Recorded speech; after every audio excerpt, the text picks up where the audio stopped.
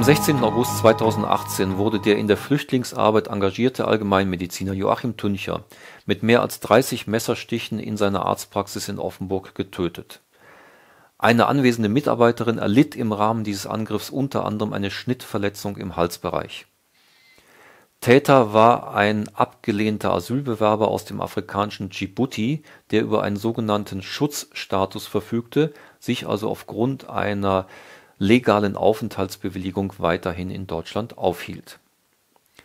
Man kann nur ganz entfernt erahnen, was es für Angehörige, in diesem Fall für die Ehefrau und für die seinerzeit 10-jährige Tochter bedeutet, wenn der Ehemann bzw. der Vater in dieser Weise plötzlich aus dem Leben und aus dem Kreise der Familie gerissen wird.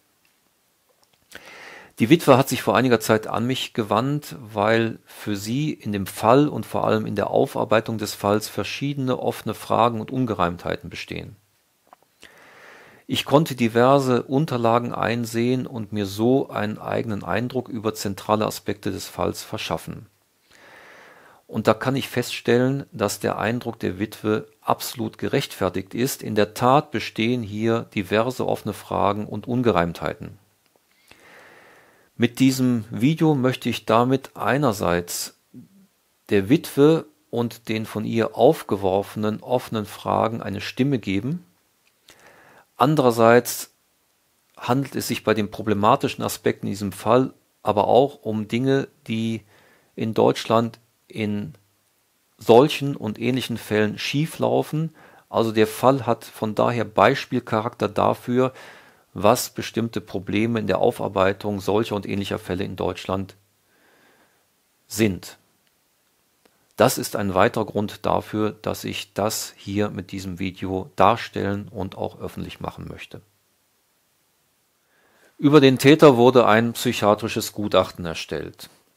Zunächst einmal ist zu sagen, dass dieses psychiatrische Gutachten mit nicht einmal ganz 11 Seiten in einem so schweren Fall doch recht knapp ausgefallen ist. Der Gutachter diagnostizierte beim Täter eine paranoide Schizophrenie. Als Erklärung für die Tat ging er von einem sogenannten Vergiftungswahn als Symptom der Schizophrenie aus, und zwar dergestalt, dass der Täter geglaubt habe, Dr. Tüncher habe ihn falsch behandelt und ihm dadurch gesundheitlichen Schaden zugefügt. Im Zuge dieser Wahrnehmung einer vermeintlich falschen Behandlung habe er sich an Dr. Tüncher rächen wollen und ihn darum getötet. Der Gutachter leitet aus der Diagnose der paranoiden Schizophrenie ab, dass der Täter im strafrechtlichen Sinne nicht verantwortlich für seine Tat gewesen sei. Der Gutachter beurteilte also somit den Täter als komplett schuldunfähig. Ich möchte hierzu folgende Feststellungen machen. Ich verstehe, warum der Gutachter aufgrund der ihm vorliegenden Informationen die Diagnose einer Schizophrenie gestellt hat und kann von daher auch die Herleitung im Gutachten nachvollziehen. Ich kann mir daher vorstellen, dass die Diagnose zutreffend ist. Ich muss dennoch ein großes Aber anbringen. Denn die gesamte Begründung der Tat und auch die Herleitung der Diagnose ist mit dem Manko behaftet, dass die Informationsgrundlage sehr lückenhaft war. Das hat nicht nur damit zu tun, dass das Gutachten rein auf einer Aktenbasis erstellt wurde, sondern vor allem damit, dass man viele Aspekte, die in diesem Fall eine Rolle gespielt haben, nicht beachtet, nicht weiter abgeklärt hat. Ich werde im Video noch auf verschiedene Punkte zu sprechen kommen.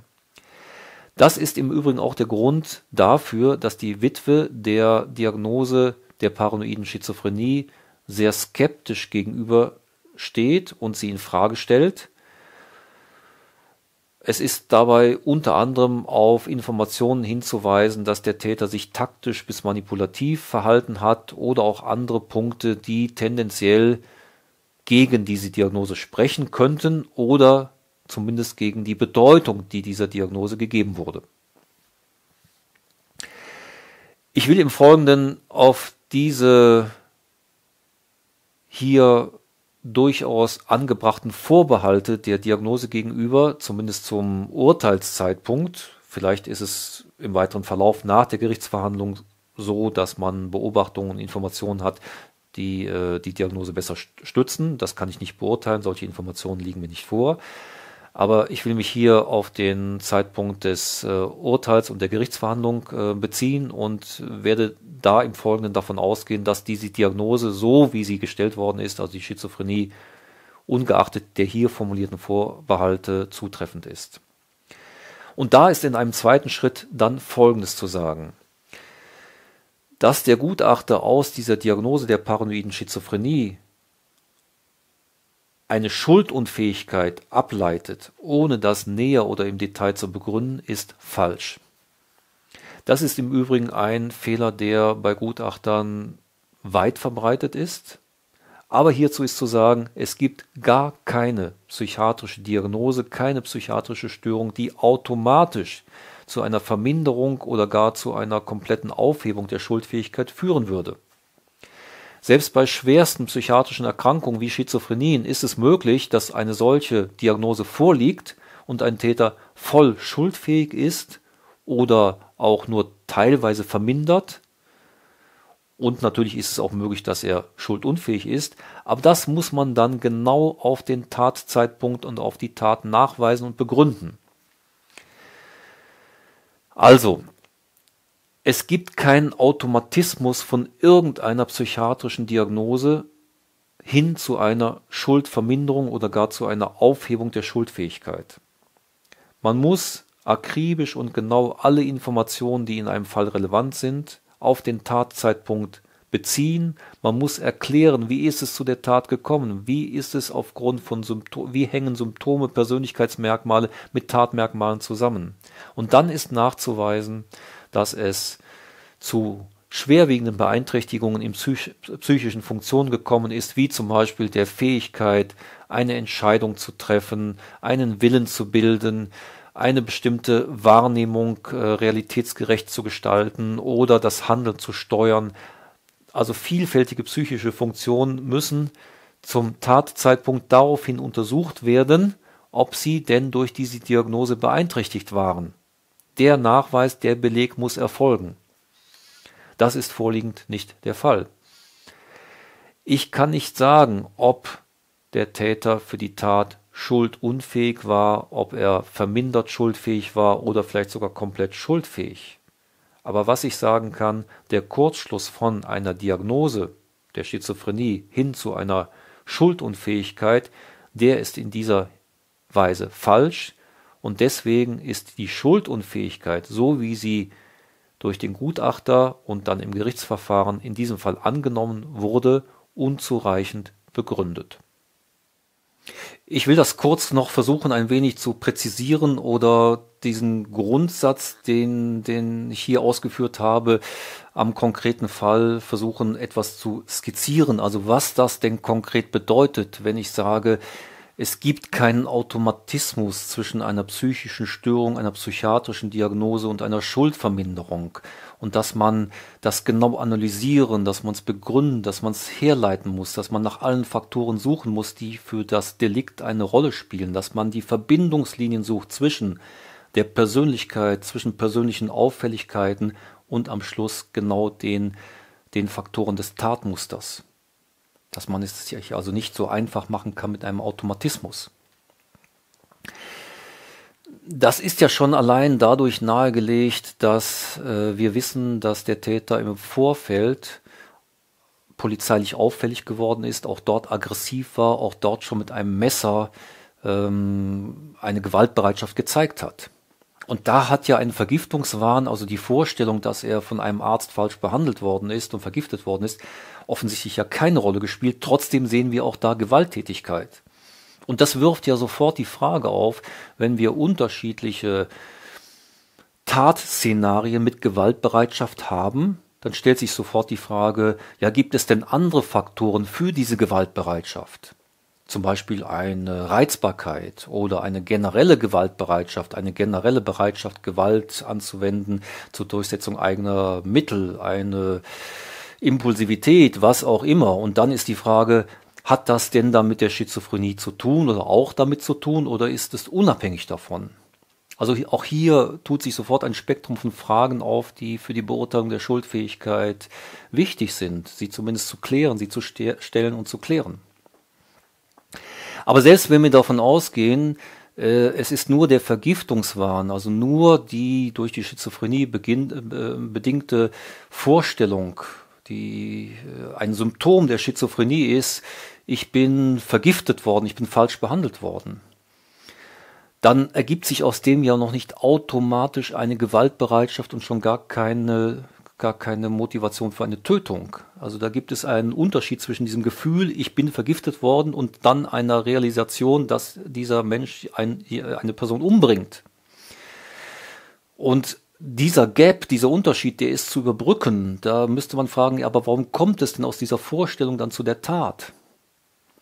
Und für die Beurteilung der Schuldfähigkeit könnte man theoretisch in einem Gedankenmodell annehmen, könnte sagen, nehmen wir als Vergleich mal eine Person, die nicht aufgrund einer wahnhaft verzerrten Grundlage, also aufgrund einer Symptomatik, dieses Gefühl hat, vergiftet worden zu sein, sondern nehmen wir als Vergleich in einem Gedankenmodell, nehmen wir eine Person, die tatsächlich falsch behandelt und vergiftet worden ist.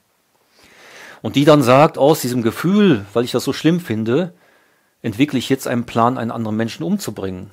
Wir würden ja nicht auf die Idee kommen und sagen, weil der Mensch das so empfindet, weil das tatsächlich passiert ist, hat er jetzt das Recht im Sinne von, er ist schuldunfähig, wenn der jetzt jemanden umbringt.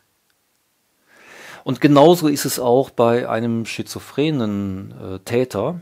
Selbst wenn wir davon ausgehen, es ist diese Idee der Vergiftung, ich bin vergiftet worden, und wir würden sagen, das ist ein Symptom einer Erkrankung, das ist der Schizophrenie geschuldet, dass der Mensch das so wahrnimmt.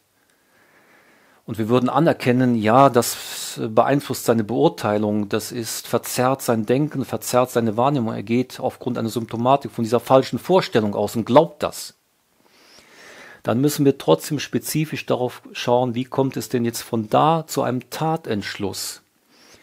Und wenn er sagt, das ist für mich so schlimm und so bedrückend, ich räche mich jetzt und ziehe daraus die Konsequenz, jemand umzubringen, dann ist überhaupt nicht gesagt, dass dieser Vorgang der Entscheidung innerhalb des verzerrten Denkens, also der Rahmen ist verzerrt, aber die Entscheidung ist ja trotzdem dann eine Entscheidung zu sagen, weil ich das so schlimm finde, bringe ich jemand um. Und für diesen Teil drängt sich dann nicht von vornherein eine komplette Schuldunfähigkeit auf. Dann ist man vielleicht im Bereich einer verminderten Schuldfähigkeit, weil der Mensch das verzerrt und falsch wahrnimmt, aber er trifft dann trotzdem eine Entscheidung. Und dafür spricht auch ein bisschen im Tatablauf, dass das ein geplantes Delikt offensichtlich war, ein gezielt umgesetztes, also wo jemand eine Vorstellung hatte, eine Motivation, einen Plan, ein Ziel und das dann konkret und sehr, man kann sagen, mit hoher Motivationsintensität und sehr gezielt dann auch wirklich ausgeführt hat. Wie gesagt, ich kann aus der Entfernung, nicht beurteilen, war dieser Täter voll schuldfähig, war er vermindert schuldfähig, war er schuldunfähig.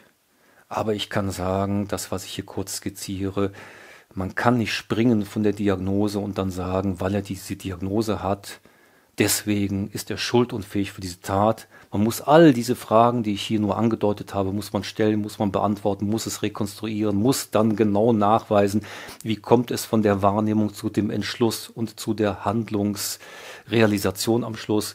Und erst wenn man diesen Vorgang dann entsprechend rekonstruiert, analysiert hat, dann kann man sagen, was ist denn die Schuldfähigkeit und in welchem Grade war die vermindert. Das genau ist hier nicht passiert und das ist der Grund, warum ich sage, der Automatismus, der Sprung, ich habe eine Diagnose und die führt, ohne diese Arbeit zu machen, zur Schuldunfähigkeit, die ist falsch.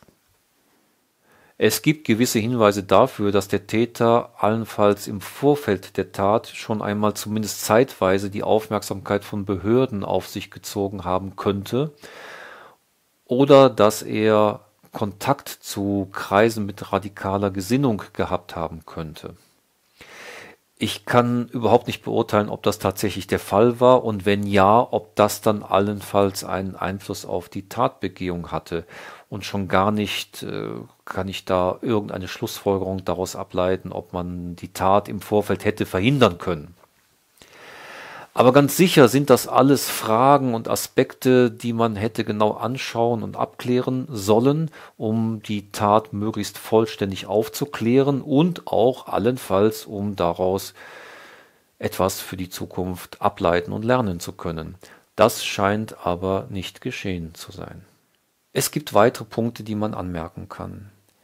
Die Witwe hat mir mitgeteilt, dass sie Beobachtungen gemacht hat im Vorfeld der Tat, die darauf hindeuten könnten, dass der Täter schon im Vorfeld versucht hat, Kontakt zur Familie aufzunehmen oder die Tat vorbereitet hat. Diesen Hinweisen sei man aber nicht weiter nachgegangen. Es kommt hinzu, dass der Täter im Vorfeld der Tat verschiedentlich polizeilich auffällig geworden ist, unter anderem auch mit dem Einsatz eines Messers. Mir liegen keinerlei Informationen darüber vor, dass man das Risiko abgeklärt hätte. Und da stellt sich natürlich die Frage, warum klärt man das Risiko nicht ab? So sieht es aus, dass man das nicht getan hat. Und wenn es schon zu solchen Auffälligkeiten kommt, mit Einsatz eines Messers, warum reagiert man nicht? Warum läuft der Täter dann zum Beispiel weiter frei rum? Auch hier will ich nicht sagen, man hätte die Tat auf jeden Fall verhindern können, aber man hätte das doch abklären müssen. Und die Frage ist doch vollkommen berechtigt. Wie hat man reagiert auf diese Vorfälle im Vorfeld der Tat? Wie auf diesen Messereinsatz? Was ist geschehen oder was ist nicht geschehen? Und warum lief der Täter dann weiterhin trotz dieser Vorfälle frei rum?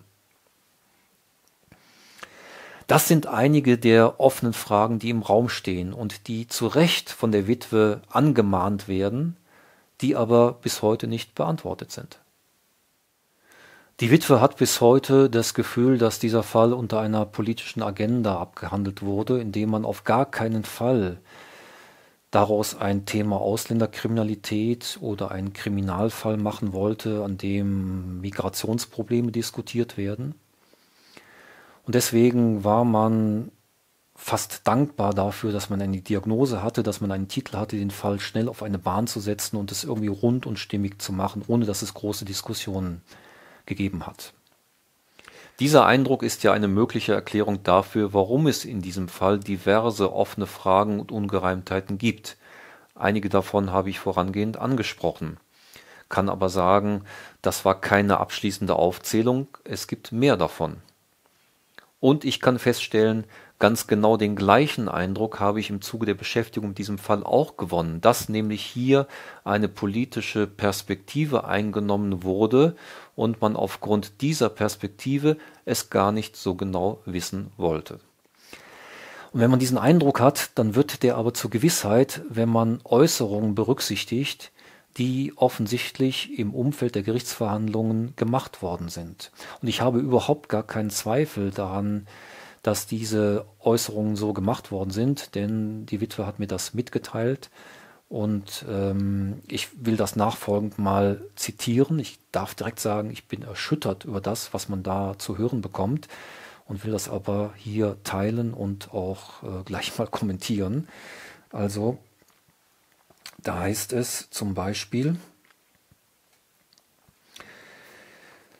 Der Staatsanwalt verwies im Plädoyer auf Joachim mit den Worten: Joachim hätte sich gewünscht, dass der Angeklagte freigesprochen und anschließend behandelt werden würde. Wie billig, wie effektheischend, wie diese Tragödie instrumentalisierend und wie zynisch ist denn eine solche Aussage? Aber es geht weiter. Ein Journalist meinte damals, dass wir mit diesem Urteil ein Zeichen gesetzt haben, das wir aus unserer politischen Vergangenheit gelernt hätten. Mitnichten, denn wenn man aus dieser Vergangenheit lernt, dann überformt man nicht ideologisch Missstände und dann ist man solidarisch mit Opfern, egal aus welcher Ecke die kommen. Und man instrumentalisiert nicht eine solche grausame Tragödie für eine politisch korrekte Haltung oder ein Narrativ, was daran aufgebaut wird.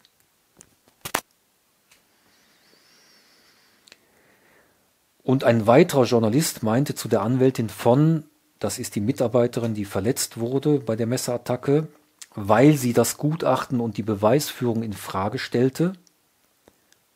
Jetzt kommt das Zitat: Ob sie denn kein Herz für einen armen, traumatisierten Flüchtling hätte. Da muss ich sagen, fehlen mir zumindest die Worte.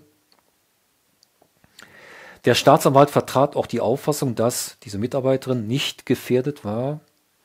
Diese Mitarbeiterin war an jenem Tag bei Joachim im Zimmer und hatte versucht, diesen Mann festzuhalten. Ihr BH war aufgeschnitten und 2 Zentimeter neben ihrer Halsschlagader hatte sie eine Schnittwunde.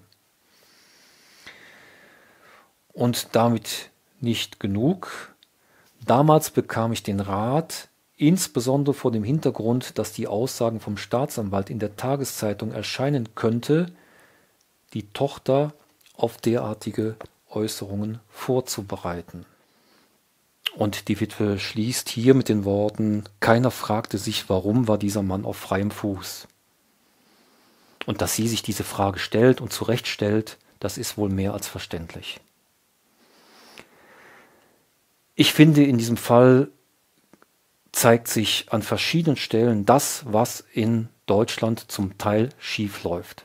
Dass man gerade Ausländerkriminalität, schwere Gewaltdelikte von Ausländern nicht akribisch aufklärt, dass man es wissen will, dass man die Fakten darstellt, sondern dass man das unter einer politischen Interpretation versucht, möglichst glatt zu bügeln, sodass es keine Missverständnisse gibt.